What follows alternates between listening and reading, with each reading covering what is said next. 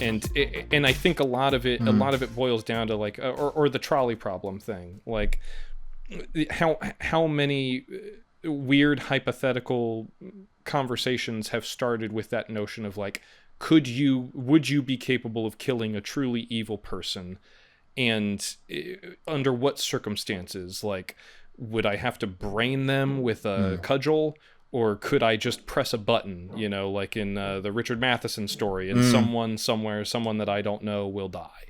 And that to me is maybe the extent to which it's really interesting when it comes to his motivations, is just like, I don't know, did this kid really consider what it means to take a human life, or is this something that he just has a clinical distance from and won't really reckon with the actual sort of emotional consequences of that until maybe after the film has rolled credits?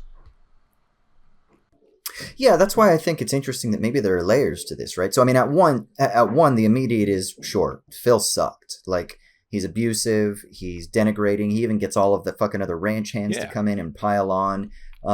He's just a fucking bad dude. And then on top of that, he berates Rose, and so Peter is witness to how this is affecting his mother. It's plunging her into alcoholism, which is something that she's been against. And why? Why? Because Phil can't come to grips with some repressed desires. Phil can't accept his own identity or his own stirrings or things about himself as an educated man who's also a wealthy man and who wants to be a ranchman. So there are these kind of different identities that he's moving through, like these different narrative positions that he's moving through.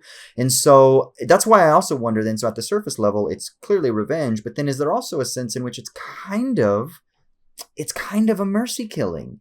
It's kind of putting this guy out of his misery, right? Like, Phil can't accept who he is. And you know what it reminds me of? It reminds me again of stuff that we've talked about a bit in the last couple of weeks. We talked about it with Michael last week.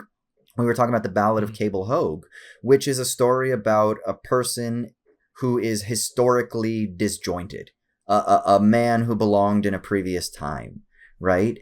And I think you get something similar here with Phil, is that Phil can't deal with the fact of being disjointed by these larger processes of historical development, of, kind of like shifting identities, technological development, familial development. George brings in somebody else and starts a new family, and that kind of like seems to threaten Phil, not just because of money, but also because of like the dynamic and power of the household and his hold over George too, right? Like his hold, because George is more of a passive soul.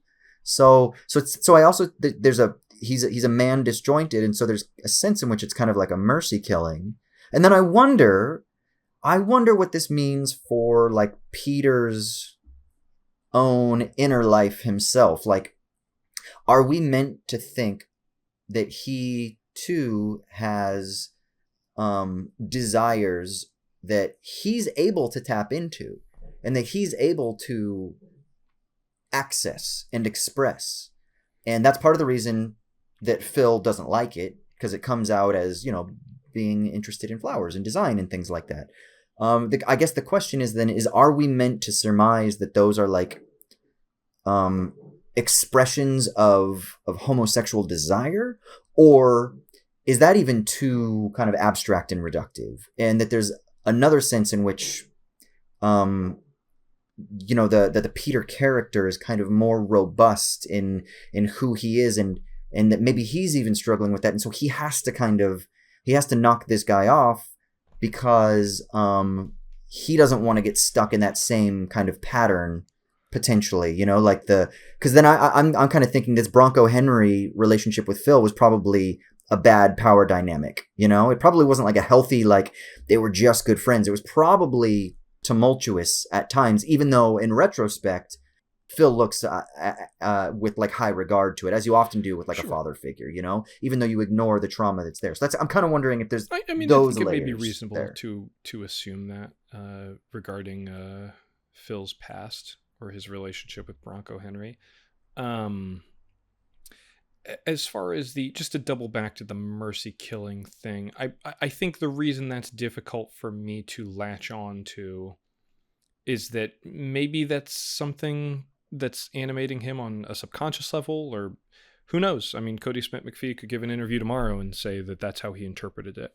As far as my interpretation of it is concerned, I don't really perceive. While Benedict Cumberbatch is a violent, repressive asshole, for me, a mercy killing is something that sort of it connotes a sense of like self-destruction. That like, oh, I'm going to, you know, drown this person to save them from the rain. Like this, I don't really. While he has like emotionally self-destructive tendencies, and while, you know, he represses his inner feelings and lashes out at people and has a tough time, you know, just dealing with that sort of thing, and it may manifest in really really toxic and abusive ways, I don't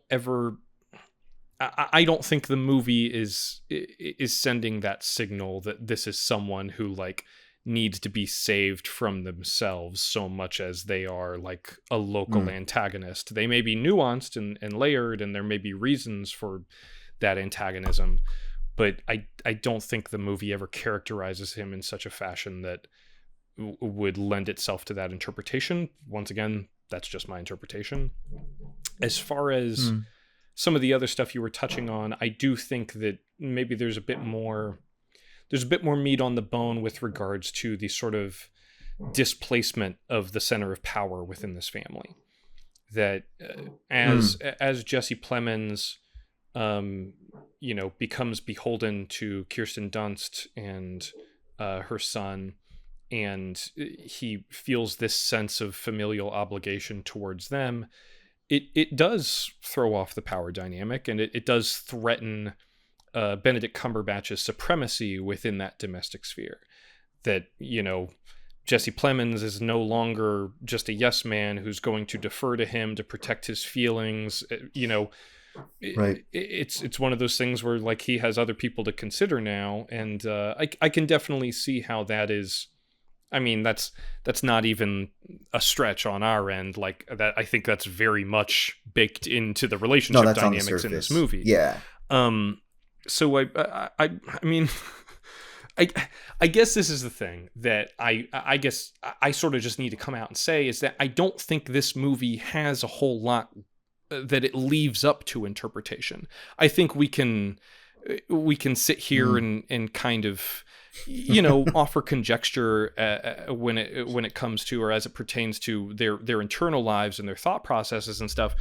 But, you know, for example, Kirsten Dunst, her journey from teetotaler to alcoholic is like very much it just happens, and it just happens right in front of you, and they telegraph it. They go, oh, I never touch a drop of the stuff. And then she has a really great scene where she has this emotional sort of nervous breakdown at the piano, and then she turns to drink, and that's where like the glass is broken, and you kind of just know that can really only proceed in one direction, and it does.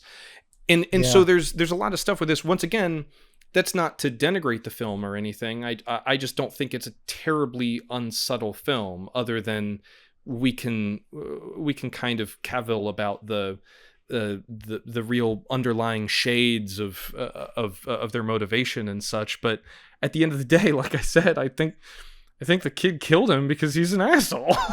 Like it just. Yeah, I'm glad you're bringing this up, because I think I'm starting to have more self-awareness about like why things resonate. Benedict Cumberbatch is an asshole, not Cody Smit-McPhee, but sorry. Yeah. No, I know what you mean. And we've talked about this, and I think you pointed this out maybe like a month and a half, 2 months back, about like why certain films resonate with me, and it is that there's a poetry that I'm attracted to, and you know, one of my acting teachers once had said that, you know, like all that matters when you're doing performance is that you maintain the what's going to happen next in the mind of the audience.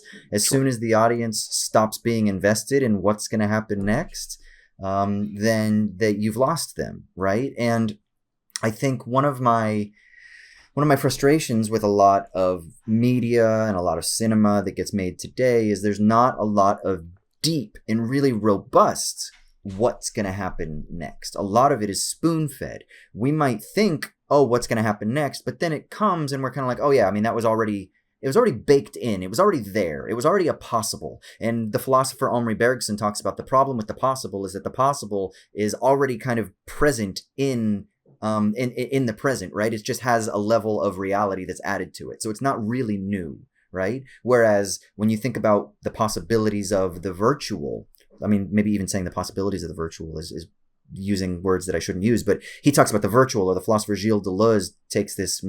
Deleuze wrote 2 books on cinema for people who are interested, called The Time Image and The Movement Image. But this idea that there's an unknown that is more novel and new than possibility.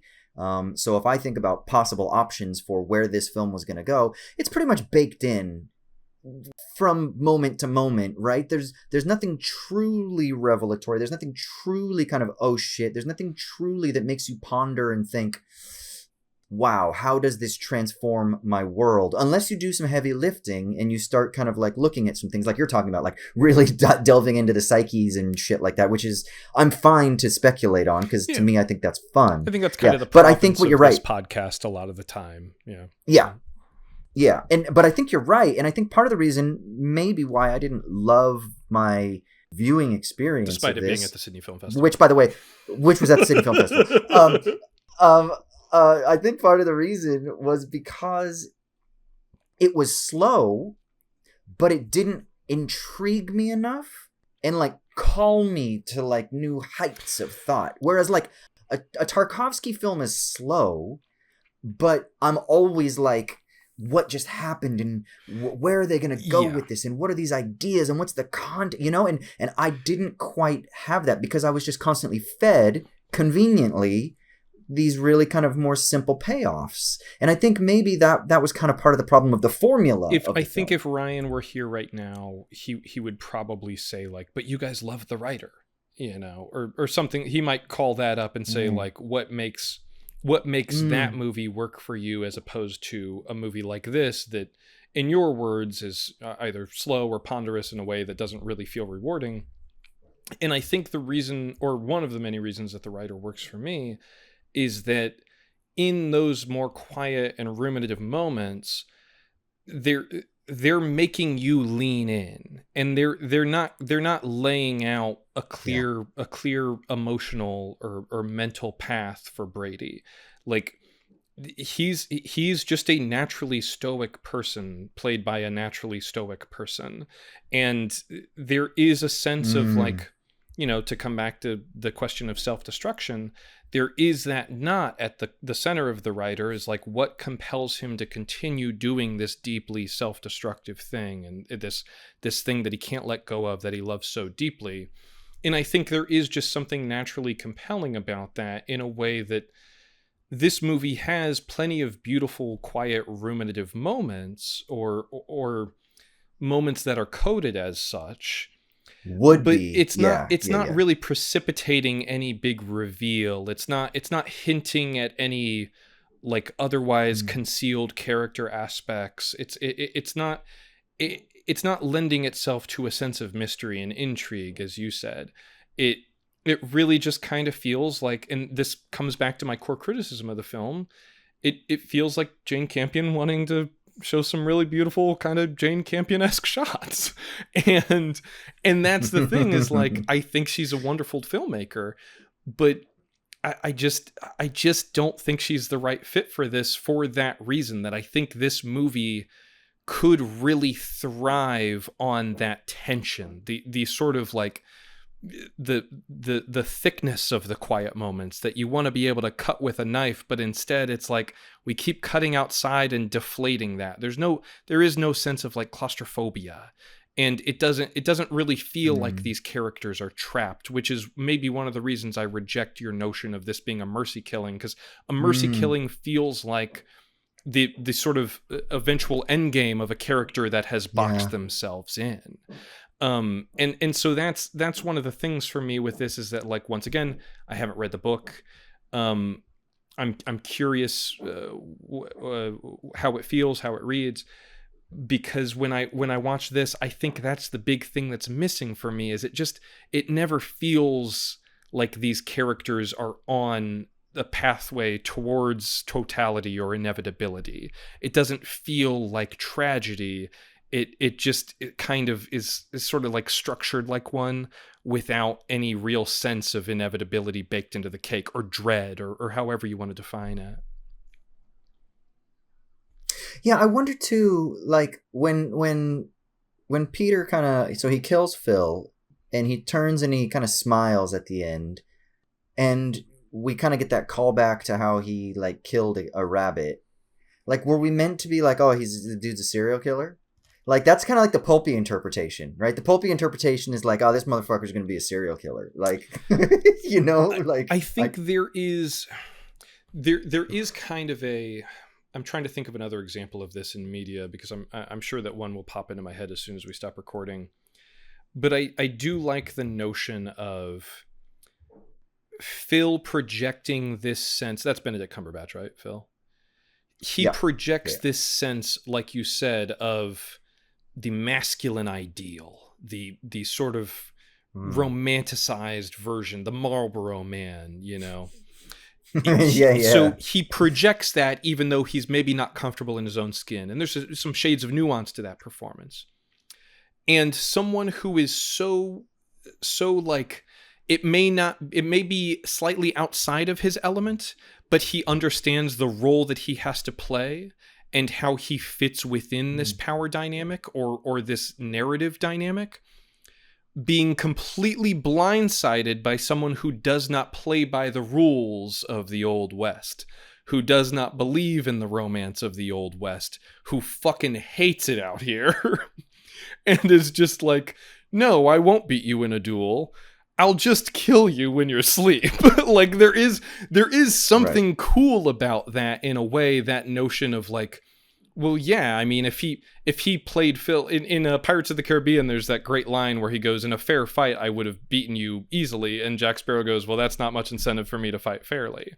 And Phil is someone who's like, you know, you may not like it, but there's a code. There's a romance to the West. Like, men are men, and men look each other in the eye when they shoot at each other. And Cody Smit-McPhee's like, actually, fuck you, I'm just gonna poison you. And like, you're utterly unprepared for that person showing up within this romantic paradigm.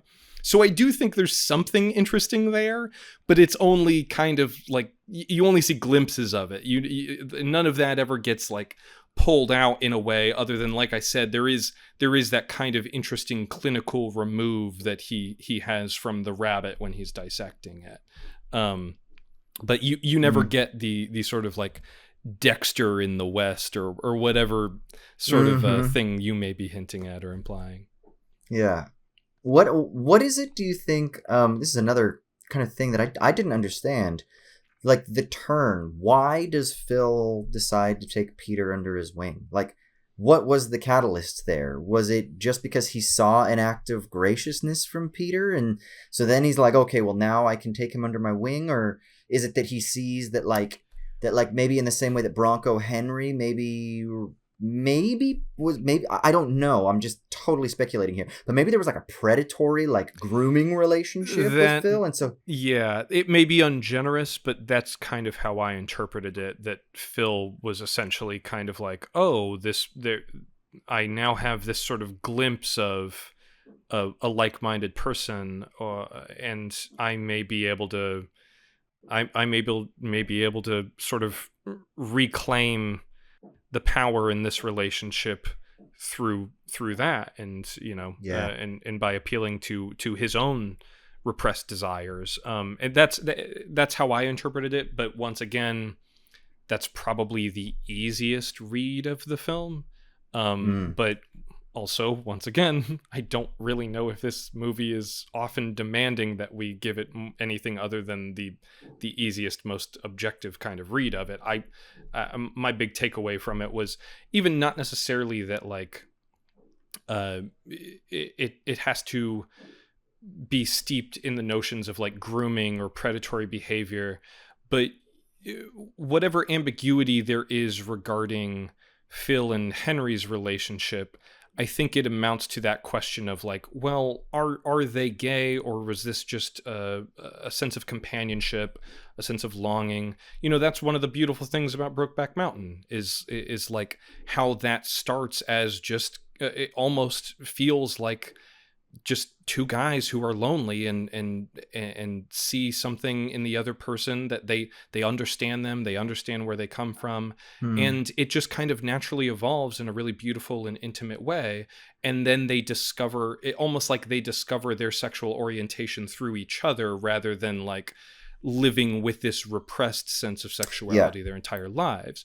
So I think there could be some of that in this. I mean, I dare say there absolutely is some of that in this, but I definitely read it as him having kind of the intent to groom him, or at least seek some kind of companionship, or at the very least someone that he can be honest with and open with, and not have to play this character.